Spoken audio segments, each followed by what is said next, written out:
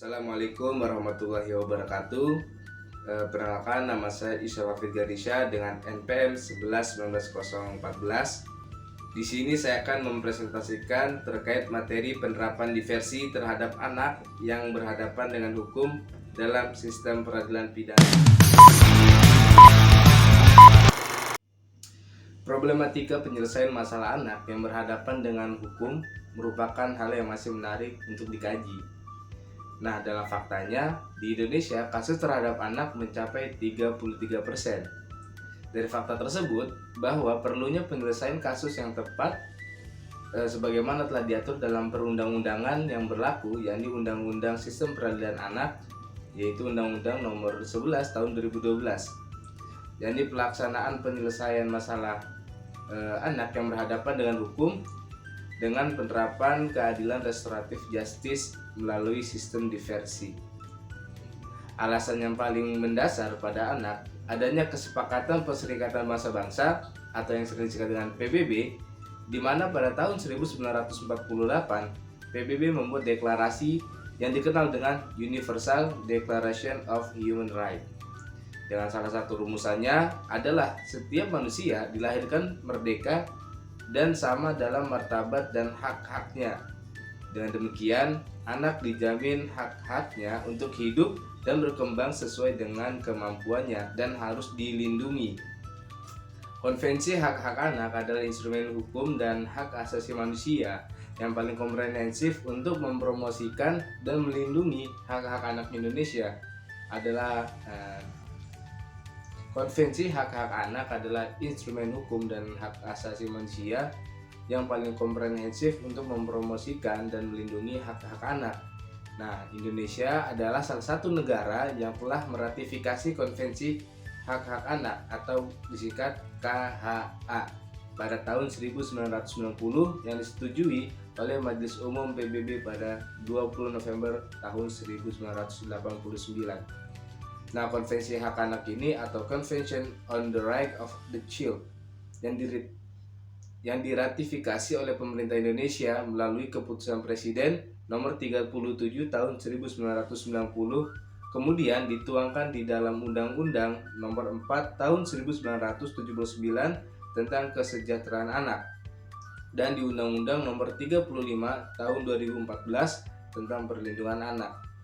Nah, Undang-Undang Nomor 11 Tahun 2012 tentang Sistem Peradilan Pidana Anak yang kesemuanya mengemukakan prinsip-prinsip umum perlindungan anak, yaitu non-diskriminasi, kepentingan terbaik bagi anak, kelangsungannya hidup untuk menghargai dan tumbuh berkembang.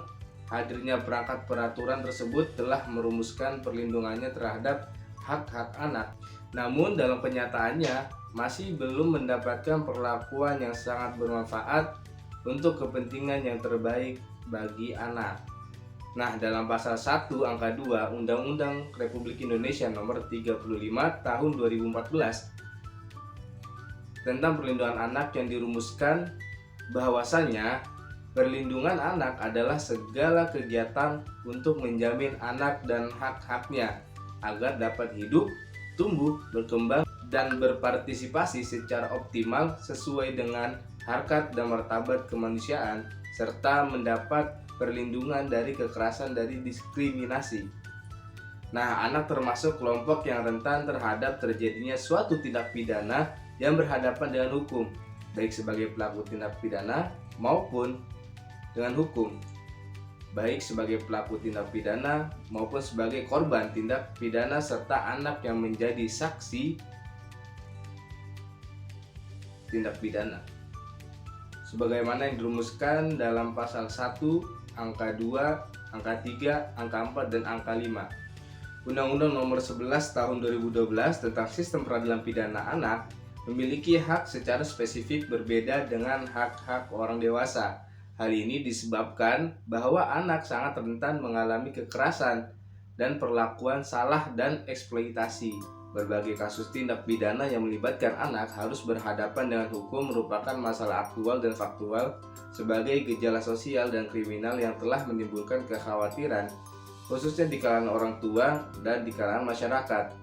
Nah, serta penegak hukum bentuk-bentuk kriminal dan tindak pidana yang banyak dilakukan oleh anak antara lain meliputi pencurian, penyalahgunaan narkoba, perkelahian, kejahatan pelecehan, lalu pelanggaran lalu lintas, dan penganiayaan sampai pada kasus pembunuhan serta kejahatan geng motor atau yang biasa kita kenal dengan begal. Nah, fakta lain juga menunjukkan bahwa anak dalam berbagai kasus harus berhadapan dengan hukum sebagai korban dari perlakuan kekerasan, baik kekerasan fisik, psikis, kekerasan pelecehan seksual, serta kekerasan penelantaran. Sistem peradilan anak yang berlaku sekarang mengacu pada Undang-Undang Nomor 11 Tahun 2012. Dalam mekanisme prosesnya tetap harus melalui proses formal layaknya orang dewasa dengan melalui proses penyelidikan, penyidikan, lalu proses penuntutan oleh kejaksaan dan persidangan di pengadilan.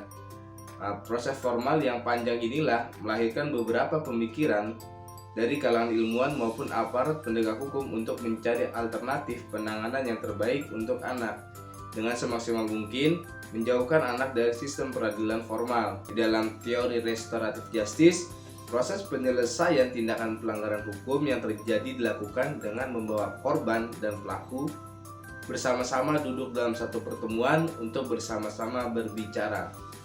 Nah, dalam pertemuan tersebut, mediator memberikan kesempatan pada pihak pelaku untuk memberikan gambaran yang sejelas-jelasnya mengenai tindakan yang telah dilakukan oleh si anak ini yang melakukan tindakan kriminal. Diversi adalah sebuah pengalihan penyelesaian perkara anak dari proses peradilan pidana ke proses di luar peradilan pidana. Nah, pendekatan diversi dalam restoratif justice yang diatur dalam Undang-Undang Nomor 11 Tahun 2012 tentang Sistem Peradilan Anak merupakan terobosan baru yang tidak dikenal dalam sistem peradilan pidana konvensional. Model diversi dimaksudkan untuk menghindari dan menjauhkan anak dari proses peradilan secara formal, sehingga dapat menghindari stigmatisasi terhadap anak yang berkonflik kembali ke dalam lingkungan sosial secara wajar. Oleh karena itu, sangat diperlukan peran semua pihak dalam rangka mewujudkan hal tersebut. Pelaksanaan diversi ini dilatar belakangi keinginan untuk menghindari efek negatif khususnya terhadap jiwa dan perkembangan anak yang berpotensi terjadi apabila penyelesaian proses pidananya dilakukan melalui sistem peradilan pidana. Penerapan ketentuan diversi merupakan hal yang penting karena dengan diversi maka hak-hak asasi anak dapat lebih terjamin dan menghindarkan anak yang berkonflik dengan hukum dari stigma sebagai anak nakal.